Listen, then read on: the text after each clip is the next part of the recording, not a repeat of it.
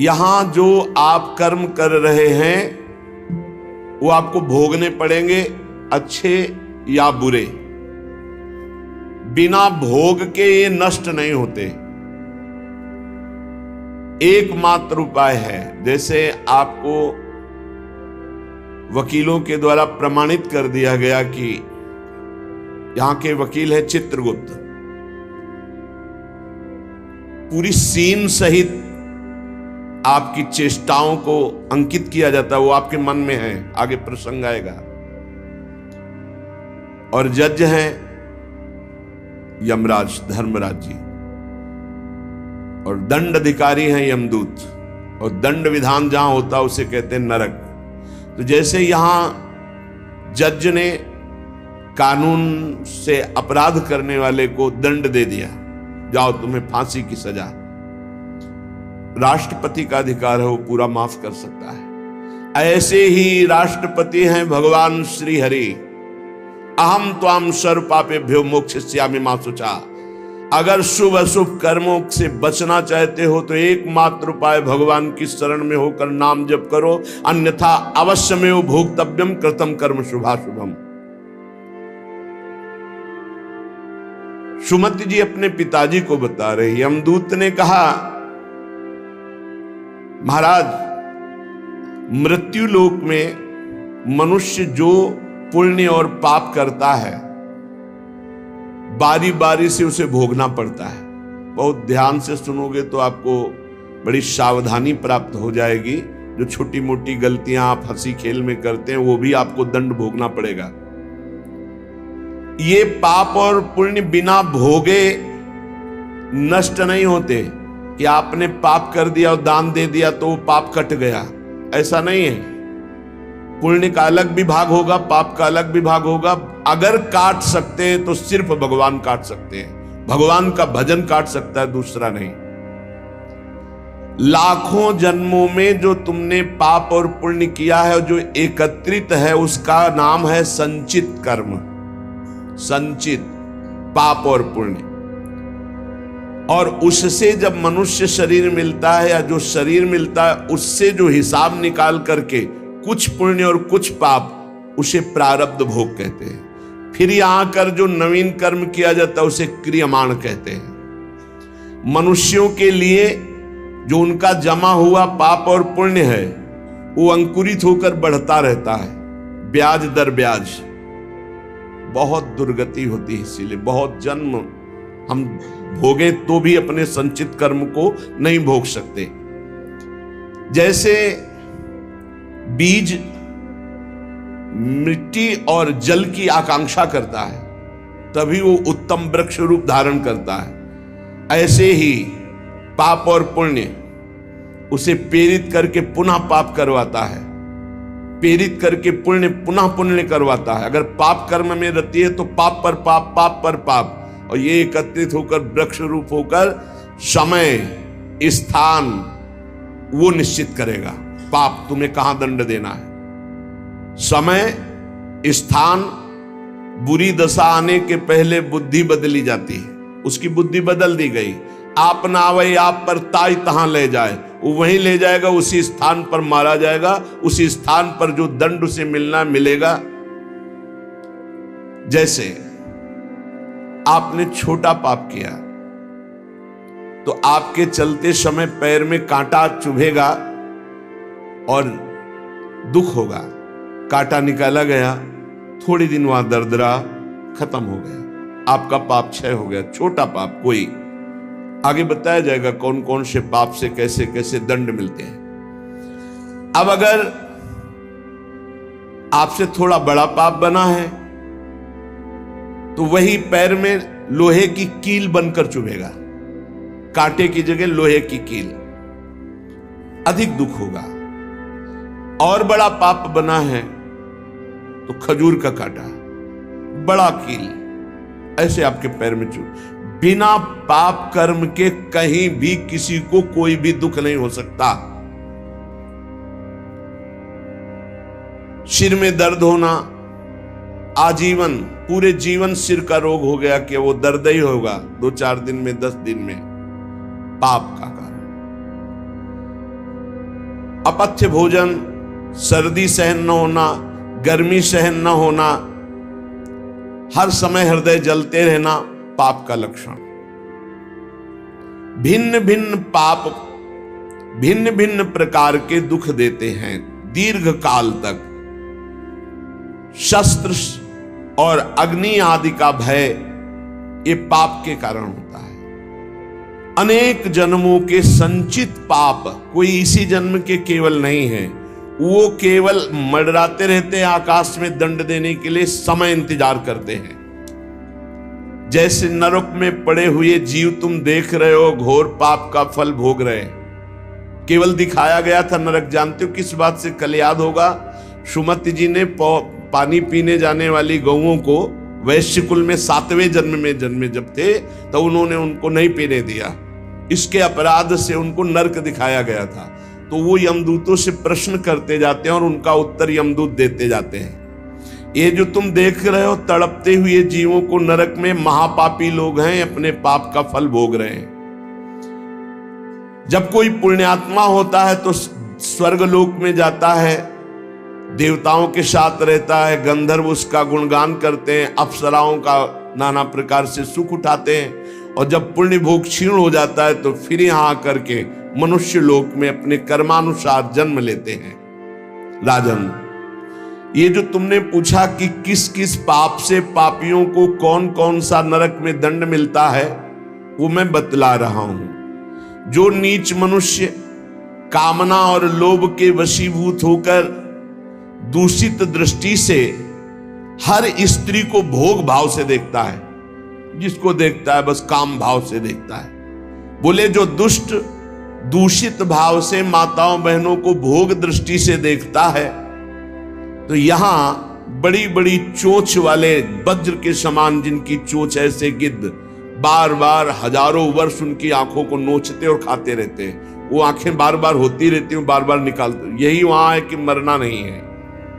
उनकी दोनों आंखों को वज्र तुल्य नरक के पंछी बार बार निकालते हैं और खाते हैं, और उनके पुनः नए नए नेत्र उत्पन्न हो जाते हैं। इस पापी को पलक झपकने तक के लिए विश्राम नहीं मिलता, निमिष तक के लिए कि थोड़ा चैन मिल जाए, महान दुख होता रहता है।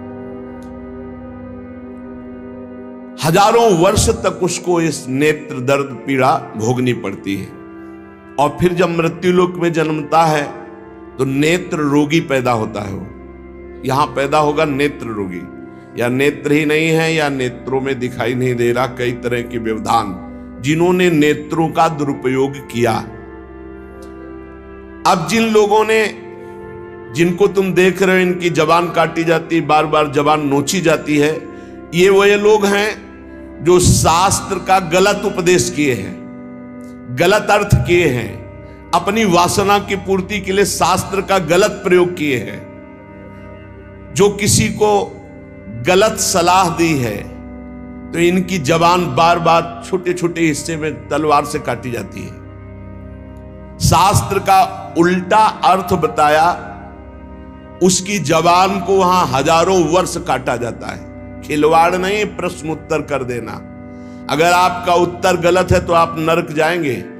प्रश्न करता तो आप पर श्रद्धा करके पूछ रहा है और आपने मनमानी उत्तर दे दिया और वैसा आचरण कर दिया तो उसको पाप नहीं लगेगा, पाप आपको लगेगा क्योंकि आपने आदेश किया है और आपकी दुर्गति हो जाएगी। इसीलिए अनाधिकारी को जब जनक जी महाराज विदेह राज ने पूछा, निमि जी ने नवयोगेश्वरों से कि मैंने यही प्रश्न कर्म के विषय में सनकादि से पूछा था, वो मौन थे, कोई उत्तर नहीं दिया, क्यों? तो बोले उस समय आपका ज्ञान जागृत नहीं हुआ था, आप उस समय अनाधिकारी थे, कर्म का बड़ा सूक्ष्म विषय होता है, इसीलिए वो मौन थे। ऐसा नहीं कि हर प्रश्न का उत्तर फटाक से दे दे, और वो गलत है अगर उत्तर तो शास्त्र सम्मत नहीं है तो उत्तर देने वाले को नरक का दंड मिलेगा, उसकी जबान हजारों वर्ष वहां काटी जाएगी। जो शास्त्र का गलत अर्थ करता है, जो शास्त्र को अपनी वासना पूर्ति के लिए घुमा करके बोलता है, जो किसी को बुरी सलाह देता है, उसकी जबान यहां काटी जाती जो देख रहे हो। और हे सुमति जी, जो वेद की निंदा करते हैं, देवताओं की निंदा करते हैं, संतों की निंदा करते हैं, वैष्णव की निंदा करते हैं, गुरु की निंदा करते हैं, गुरु पर दोष दृष्टि करते हैं, गुरु को वक्र दृष्टि से देखते हैं, क्रोध दृष्टि से। उन सब को यहां भयंकर वज्र तुल्य वाले जिनकी चोंच है, ऐसे पक्षी गिरा गिरा करके उनके अंगों को नोचते हैं, जबान, आंख और उनके शरीर के अंगों को। जितने निमेष तक उनके द्वारा ये जिह्वा जनित पाप हुआ है, उतने 1000 वर्ष तक उनको पक्षी नोचते हैं। जो नराधम बिना दोष के दो मित्रों में फूट डाल देते हैं, एक दूसरे की चुगली करके, पिता पुत्र स्वजन में भेद पैदा कर देते हैं, और जो पुरोहित, बहुत ध्यान देने योग्य बात, अनुष्ठान का संकल्प लेता लेकिन अनुष्ठान पूर्ण नहीं करता, जजमान को क्या पता। जो पुरोहित जजमान से नियत संख्या ले ली धन और अनुष्ठान पूरा नहीं किया, या जो अपनी माता और पिता का अपमान किया, जो अपनी शरणागत, अपने अर्धांग विराजमान पाणिक ग्रहण की हुई पत्नी का विविध प्रकार से अपमान और शोषण किया, वो यहां आरे से चीरे जाते हैं 1000 वर्ष तक। दिखाया, देखो ये बीच आरे से आराम आराम से एक एक अंग चीरे जाते हैं। उस पुरोहित को भी दंड मिलता है, उस पुत्र को दंड मिलता है जो माता पिता का अपमान, उस पति को दंड मिलता है जो पत्नी का शोषण, उस पत्नी को दंड मिलता है जो पति से छल करती है। आप खुली आंख इनकी दुर्गति देख सकते हैं। जो दूसरों को कष्ट देने का स्वभाव बना लिया है, बातचीत चेष्टा से कष्ट ही देना है, जो दूसरों की प्रसन्नता में जलते हैं, जो दूसरों की घरों में, सोए हुए घरों में आग लगा देते हैं या फसलों में आग लगा देते हैं और उनको प्राणांतक कष्ट देते हैं, उन अधम पापियों को यहां जलती हुई आग में जलाया जाता है। तुम देख लो, तपती हुई बालू डालकर उनको भूना जाता है और यहां आग में उन्हें जलाया जाता है। जो एक जगह निमंत्रण मिला, फिर दूसरी जगह निमंत्रण मिला, तो पहले निमंत्रण वाले को छोड़ करके दूसरे के यहां निमंत्रण पाकर फिर पहले वाले के यहां निमंत्रण पाने गया। ऐसा नहीं है, ये नरक का कारण बन जाएगा।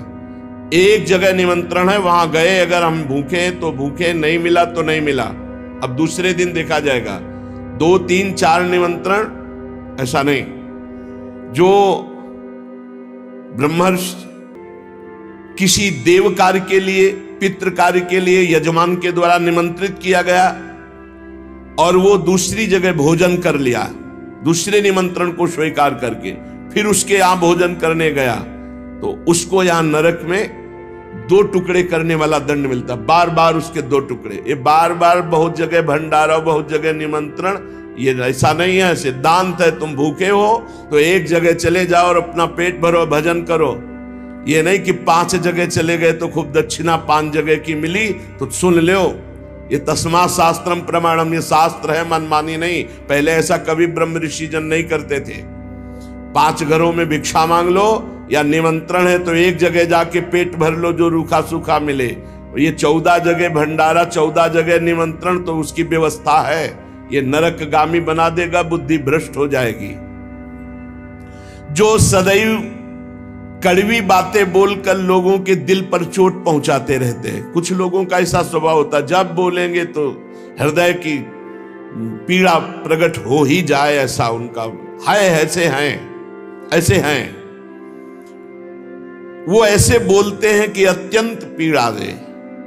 ऐसा करने वालों को यहां के पक्षी टूट पड़ते नरक में लाते हैं, नोच नोच करके उनको खाते हैं।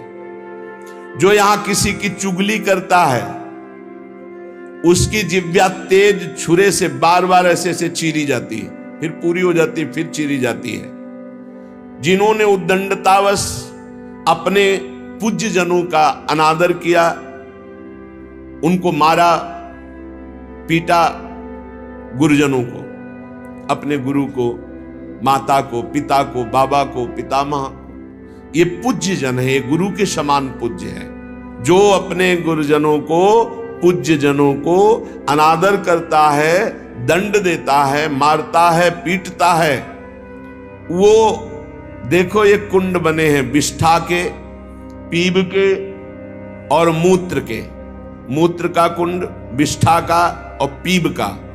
नीचे करके मुख उन्हीं कुंडों में डाल दिया जाता, ऊपर से पैक कर दिया जाता है। हजारों वर्ष वही खाओ वही सड़ो, कितना भयानक कष्ट है। नीचे के मुख करके उसमें डाल दिया जाता है। जो लोग भोजन बनाने, बहुत ध्यान से सुनो, भोजन बनाना उद्देश्य रखो, यज्ञ है, यज्ञ के लिए भोजन बना रहे हैं। सबके हृदयों में भगवान है। पहले भोग लगाओ श्री भगवान का, फिर दरवाजे पर निकलो, आसपास झांक के देखो, कोई पशु पक्षी, कोई मनुष्य, कोई संत महात्मा, कोई भूखा तो नहीं दिखाई दे रहा। अगर एक गाय है, कुत्ता भी है, तो घर से जाओ, रोटी लाओ, पहले उसे डालो, भगवत स्वरूप मान करके पहले। फिर अपने घर में जो बड़े बूढ़े हैं सबसे पहले उनको पवाओ, बच्चे जो हैं उनको पवाओ। अच्छी अच्छी चीज तुम पालो, बड़े बूढ़े नहीं, अभी आगे आएगा, उनको भी दंड मिलता है। तो जो रसोई बनाए तो उसे भाग लगाना चाहिए। देवता का भाग, अतिथि का भाग, कौवे का भाग, गाय का भाग, और अपने जो पूर्व के बुजुर्ग जन हैं पहले उनकी सेवा। अच्छा, जो भी रसोई बने, भगवान का भोग लगाया, दरवाजे तक गए, अतिथि को देखा, एक गौ के लिए ग्रास निकाला, एक कौवा पक्षी आदि के, जरूर जरूर ये नहीं निकालोगे तो पाप है। गीता जी में कहा, जो अपने लिए पका के पाता है वो पाप पाता है। तो जो अभ्यागत, अपने बुजुर्ग और अतिथि, अब कोई साधु महात्मा आया, माना कोई भी हो, वो दरवाजे में पुकारा, राधे श्याम, आप छुप नहीं सकते, आपको निकलना पड़ेगा। हाँ, राधे राधे, क्या चाहिए, क्या सेवा करूं आपकी? आप जल पिएंगे, आप भोजन पाएंगे? नहीं, मुझे पैसा चाहिए। वो नहीं दे सकता, खत्म खेल, आपका आदर हो गया। आप मृदु वचन में इतना तो बोल सकते हैं, राधे श्याम, आप इतना बोल सकते हैं, आप जल पिएंगे, आप रोटी पाएंगे, भोजन प्रसाद पाएंगे। नहीं, मुझे रुपया चाहिए। नहीं, मेरी श्रद्धा नहीं, मैं नहीं दे सकता, सामर्थ्य नहीं है, श्रद्धा नहीं है, कुछ भी आप कह दो उस पे चलेगा, पर आपको निकलना चाहिए। यदि आप छुपे रहे हो, आपके कान में आवाज आई आपके दरवाजे से, भिक्षुक वापस जा रहा, तो आपके सुकृत नष्ट हो जाएंगे और आपको पाप लगेगा। ये धर्म है, अतिथि देवो भव। देना ना देना वो आपके ऊपर की बात है, लेकिन मृदु वचन, जल और भोजन, ये तीन तो प्राय सब, नहीं कुछ है, एक फल दे दे। अगर वो कहता मुझे भूख लगी है, तो आप वहीं गेट के बाहर बैठिए, परिचय नहीं है इसलिए, घर में जो सदस्य पुरुष वर्ग का, उससे 2 रोटी भेज दीजिए। जो दुष्ट आए हुए अतिथि का अपमान कर देता है, अतिथि देवो भव, बड़ी महिमाएं गृहस्थ धर्म में अतिथि सेवा, साधु सेवा की, उसे यहां पीब चाट चाट के पवाई जाती है नरक में। उनका बुरा हाल होता है, बहुत सावधानी। इसीलिए धर्मात्मा पुरुष एक एक कार्य को बहुत धर्मपूर्वक, जो यहां दूसरे के भाग का अपहरण कर लेते हैं, अब अपने घर वालों के लिए अच्छे अच्छे लिए, और संत महात्मा वैष्णव अतिथि के, तो बोले उसे दंड मिलता है, नरक में लाकर के उसे विविध प्रकार से सताया जाता है। जब कोई अर्थार्थी शरणागत तुम्हारी शरण में आ जाए और तुम उसके साथ धोखा करो, तो यहां भी दंड मिलेगा और वहां भी दंड मिलेगा। तो कह रहे हैं, जो आए हुए शरणागत के साथ छल करता है, तो यहां थूक, खखार, विष्ठा, इसके कुंड बने हैं, इनमें डाल दिया जाता है। आनंद लो, सोचो, थोड़ी देर भावना करो, गटर में पैक कर दिया जाए, आपको मरना है नहीं। थूक, खखार, लाल, उसमें ये नारकी गतियां हैं। हे सुमति, बहुत ध्यान दीजिए, जो लोग झूठे मुंह और झूठे हाथ, देवता का स्पर्श, देवता को प्रणाम, गुरुजनों को प्रणाम, जो लोग ऐसा अपवित्र कार्य करते हैं उनके हाथों को यहां यमराज तिल तिल भर करके काटते हैं। जैसे कोई सब्जी नहीं काटता, ऐसे बड़ी रफ्तार से ऐसे बार बार काटते।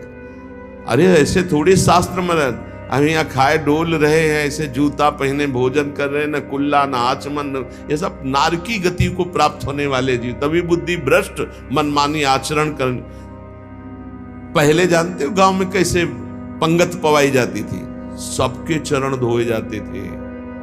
आप महाभारत में पढ़िए, राजसूय यज्ञ में जितने राजा आए थे सबसे अग्र पूजा भगवान की हुई, लेकिन भगवान ने सेवा ली थी सबके चरण धोने की। कितना पवित्र व्यवहार था। शास्त्री पट्टी बिछा दी, चरण धो दिए, हाथ धुलवाए, कुल्ला करवाए, सब बैठे, सबके तिलक पूजन और सबका फिर वो पत्तल दोना सकोरा, ये पवित्र है। ये होटलों में जो खाते हैं ना, वहां रज लगा के थोड़ी धोते हैं, ऐसे मारा पानी पाइप से, वही रुमाल हजारों में फेर दी। अब मतलब किसको है जब वो कौन सा भोजन कहते हैं जिसमें सब ऐसे ले लेकर पाते हैं। हाँ, अब हमें तो कहना भी नहीं आता। अब सोचो उसमें वही शराब पिए हुए व्यक्ति खा रहा है, उसी से आप ले रहे, उसी से जो जो मना। अब वो पाया फिर लेने का मन है, फिर कोई रोकने वाला है, वहां कोई खड़ा है नहीं, सब रखे हैं। बोले ये वीआईपी लोग हैं, वीआईपी लोगों की वीआईपी व्यवस्था है, समझ लीजिए। जो जूठे मुंह हो करके या भगवान सूर्य चंद्र की तरफ करके लघु शंका करते हैं, सूर्य उदय है, सूर्य भगवान की तरफ, चंद्र भगवान की तरफ, भगवत विग्रहों की तरफ लघु शंका करते हैं, तो उनके आंखों में आग का अंगार रखा जाता है, ऐसे बार बार चीखते जलते हैं। जो जेठ होकर अपने लघु भ्राता की पत्नी के साथ गलत, पिता होकर अपनी पुत्री के साथ, भाई होकर अपनी बहन के साथ, या गुरु पत्नी के, ऐसे लोगों को तपाई हुई लोहे की स्त्री के साथ बेड़ियों से, लोहे की ऐसे जंजीरों से जो जलती हुई, उसी में जकड़ दिया जाता है। बहुत तुम्हारी बुद्धि भ्रष्ट हुई थी, जो बहन बेटी और पवित्र संबंध भी नहीं तुम्हें दिखाई दिए, तो उसमें लपेट दिया। लोहे की स्त्री, धधकती हुई आग, लोहे की जंजीरों से बांध दिया। त्राहिमाम पुकार रहा है, हजारों वर्ष बंधा रहे, मरना तो है नहीं, जकड़ दिया जाता। आग का अंगार आसो पास उसके रख दिया जाता है। उसके पूरे के पूरे शरीर में बार बार दाह आग होती है, चिल्लाता है। ऐसे नराधमों को यहां बहुत दंड दिया जाता है। यमदूत कहते हैं, जो अपने कानों से गुरु की निंदा सुनता है, जो अपने कानों से वैष्णव जनों की निंदा सुनता है, जो दूसरों की निंदा सुनकर के हर्षित होता है, ऐसे पापियों को यमदूत जो लाते हैं यमराज के, वो तपाया हुआ लोहा उनके कानों में डाला जाता है। बार बार तपाया हुआ लोहा, बार बार। गुरु निंदा सुनी, संत निंदा सुनी, वैष्णव निंदा सुनी, सुनने वालों को, और बड़े हर्षित होते हैं जब किसी की निंदा होती ना, तो कुछ लोग ऐसे हर्षित होते जैसे उनको सम्राट पद मिल रहा हो।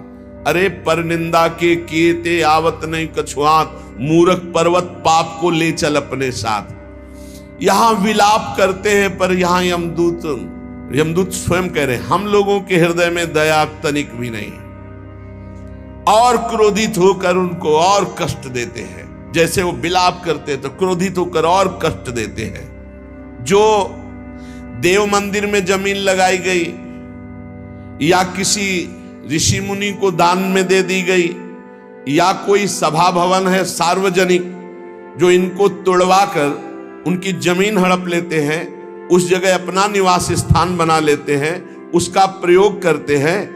यहां यमदूत उन्हें ला करके धीरे धीरे उनके शरीर की खाल उधारते हैं। पूरी उधल गई, फिर शरीर में नई खाल, फिर धीरे धीरे होश में। ये नहीं कि देवालय की लगी हुई संपत्ति का प्रयोग कर लिया, या देवालय को विध्वंस कर दिया, या सभा भवनों को विध्वंस करके अपने लिए अपना कब्जा तो फिर ये वो चीखते चिल्लाते पर यहां दया नहीं है। जो गौ के स्थान में, पवित्र स्थान में जल में मल त्याग करते हैं, जैसे नदी है, कोई सरोवर है या गौशाला है या देवालय है, उसकी सीमा में मल त्याग करते हैं। यहां के बड़े बड़े कौवे जिनकी लंबी चोंच होती, उनकी गुदा द्वार से आते खींचते हैं बार बार, बहुत होश में। ये शास्त्र सुने नहीं जाते, इसलिए मनमानी पापाचरण होते हैं। जो जहां मनाया वहां, जो अपनी कन्या को रकम दे के बेचते हैं, बेचना होता है कि हमको इतना ऐसा, एक से बेचा फिर दूसरे के साथ बेचा, उसको यहां लाया जाता है और उसके शरीर में बड़े बड़े घाव किए जाते हैं और फिर नमक की नदी है, उस नदी में डाल दिया जाता है। वो मारले से हजारों वर्ष जो मनुष्य विकट संपत्ति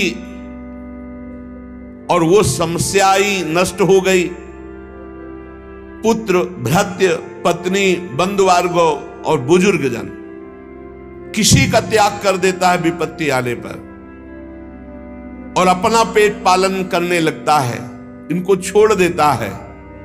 तो यहां हम लोगों में कुछ यमदूत ऐसे हैं जो बिल्कुल कर्कश होकर के उनके मांस को नोचते हैं और उसी के मुंह में डालते हैं, उसी को खवाते हैं, उसे खाना पड़ता है। जो मनुष्य अपने पुण्यों को यहां बेच देते हैं, उनकी बड़ी दुर्गति होती। जैसे 1 घंटा नाम कीर्तन करेंगे 500 रुपया लेंगे, अमुक कार्य करेंगे अमुक रुपया लेंगे। जो अपने पुण्यों को बेच देते हैं, कई तरह से बेचना होता है, उनकी व्याख्या कहां तक करें।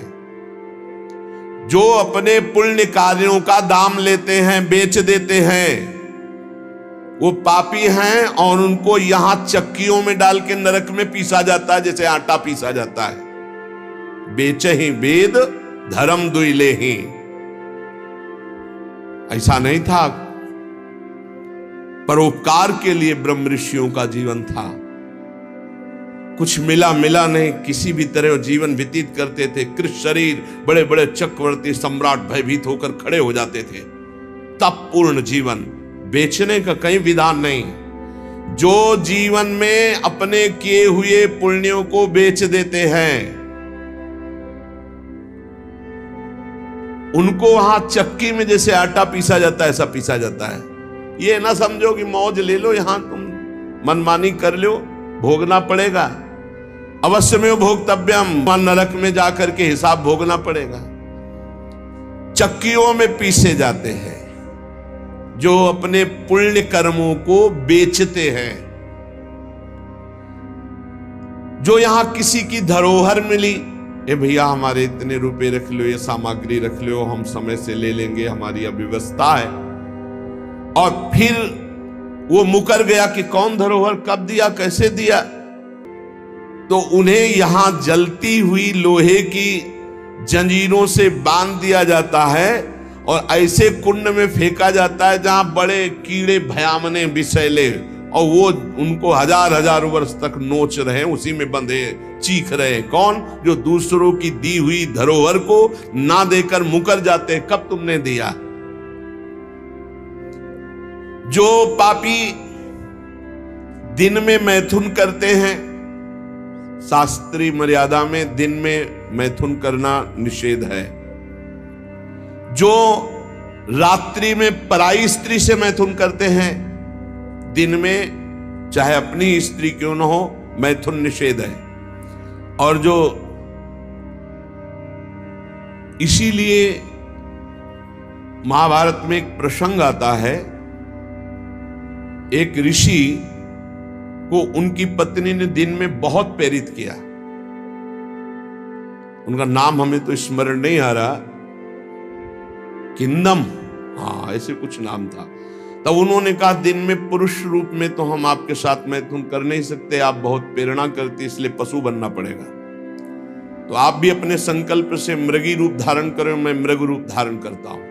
ऐसा ही हुआ, मृग रूप होकर के वो सहवास कर रहे थे, इतने में ही महाराज पांडु ने देखा तो उन्होंने बाण संधान कर दिया।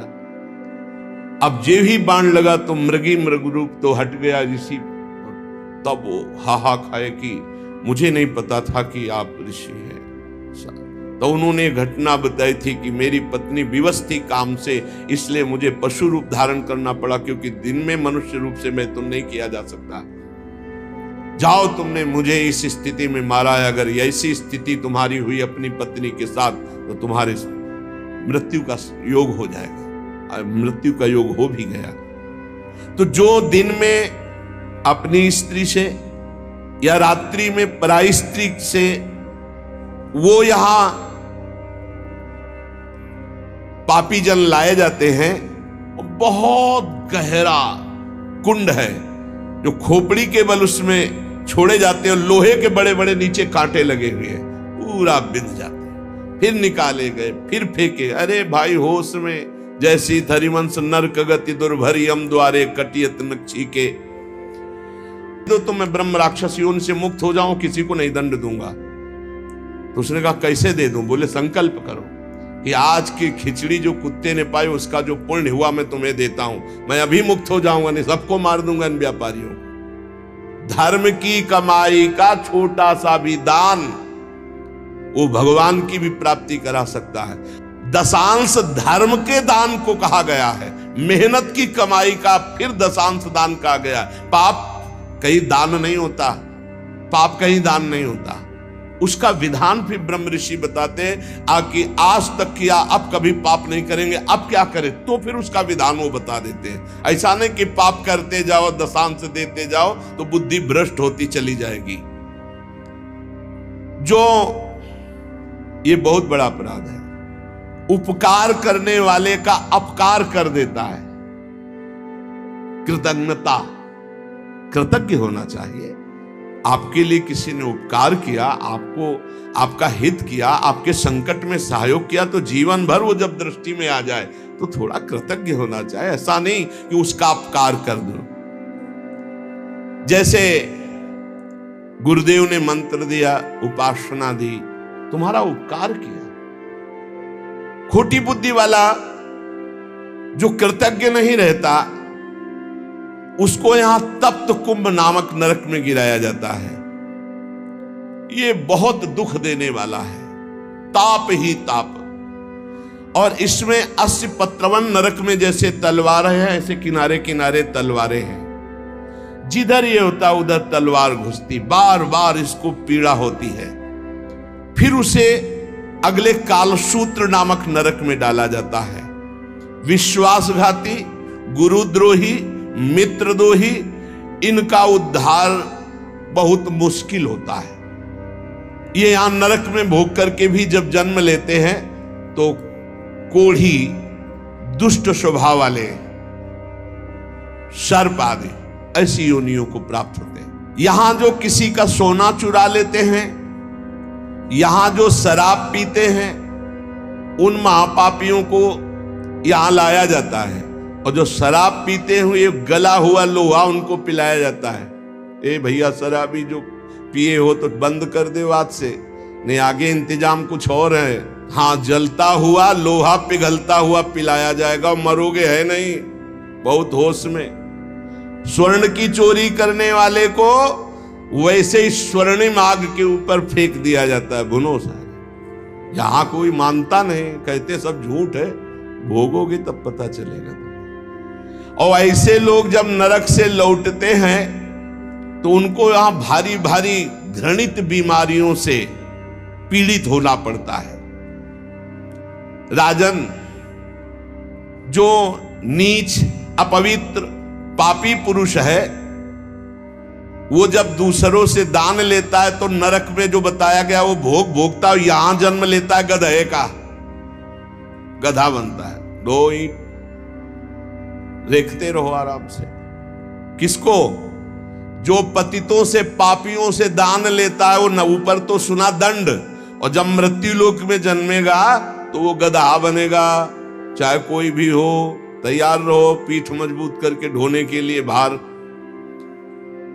जो अधिकारी नहीं है, पतित है, उससे जो पैसे के बल से पूजा करवाता, यज्ञ करवाता है, उस द्विज को जब नरक जाके पहले भोगेगा और फिर लौटेगा तो विष्ठा का कीड़ा होना पड़ेगा। जो पैसे के बल से पतितों को भी, आओ पूजा कर ले, आओ यज्ञ करवा देते हैं तुम्हारी, नहीं, पहले जजमान का परीक्षण होता है, अधिकार होता है। ऐसे द्विज को नरक से लौटने पर विष्ठा का कीड़ा होना पड़ता है। जो अपने गुरुदेव के साथ छल करता है, अहंकार करता है, कपट करता है, उसे पागल कुत्ते की योनि मिलती है। उसे नरक भोगने के बाद पागल कुत्ते की योनि मिलती है। जो गुरु की संपत्ति का अपहरण कर लेता है, मनमानी आचरण करता है, तो उसे यहां यही दंड मिलता है, अर्थात कुत्ते की योनि प्राप्त होती है। जो अपने माता पिता वयोवृद्ध का अपमान करता है, कटुवचन करता है, उसे यहां पक्षी की योनि प्राप्त होती है, जो बीमार रहता है हर समय, पक्षी, कष्ट से युक्त पक्षी की योनि। जो अपनी भाई की स्त्री का गलत भाव, तो वो कछुए की योनि प्राप्त होता है, बड़ा कष्ट में जीवन उसका व्यतीत होता है।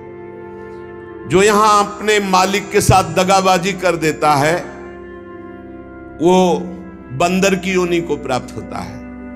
जो दूसरे की धरोहर हड़प लेता है, तो नरक भोगने के बाद वो नाली में कीड़ा बन करके रेंगता है।